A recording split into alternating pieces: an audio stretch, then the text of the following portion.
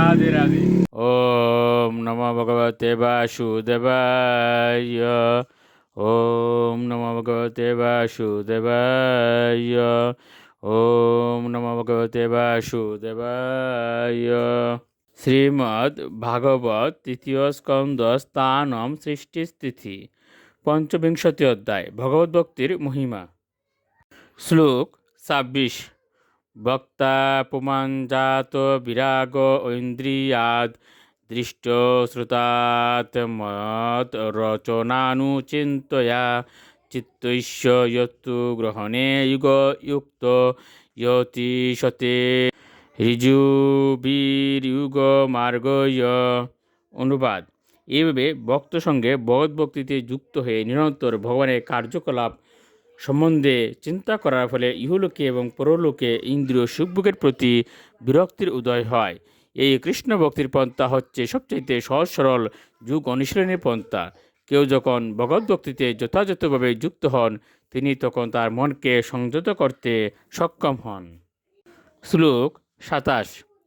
ও সেবয়ায়ম প্রকৃতের গুণানাম জ্ঞানেন বৈরাগ্য বিজৃম্বিতেন যুগেন ময়ীর্পিতয়া চ বক্তা মাম প্রত্যগাত্মানমিহাবরুদ্ধে।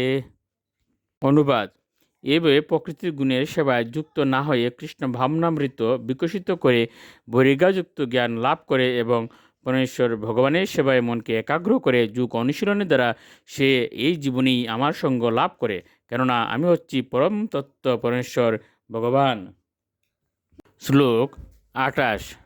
দেবূতিরুবাচ কাচিত্তয়ি উচিতা ভক্ত্যো কীদৃশী মম গোচরা ইয়য়া পদম তে নির্বাণম অঞ্জসা অন্যাস্ন বৈ অহম। অনুবাদ: ভগবানের এই বাণী শুনে দেবতী জিজ্ঞাসা করলেন, আমি কি প্রকার ভক্তি বিকাশ করব এবং অভ্যাস করব, যার ফলে আমি অনায়াসে এবং শীঘ্রই আপনার শ্রী পাদপদ্মের সেবা প্রাপ্ত হতে পারি। শ্লোক ২৯।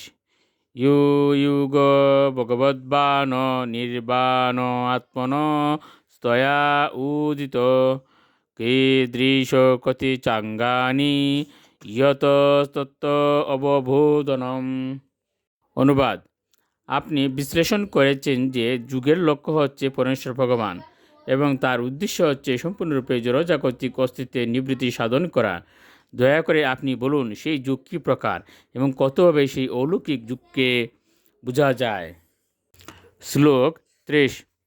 তৎমে বিজানীহি যথা অহম মন্দোদীর হরে সুখম বুদ্ধেয় দুর্বোধম ঈশা ভবদনুগ্রহাৎ।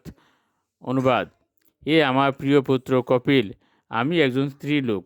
আমার পক্ষে পরম তত্ত্ব হৃদয়ঙ্গম করা অত্যন্ত কঠিন, কেননা আমার বুদ্ধি অল্প।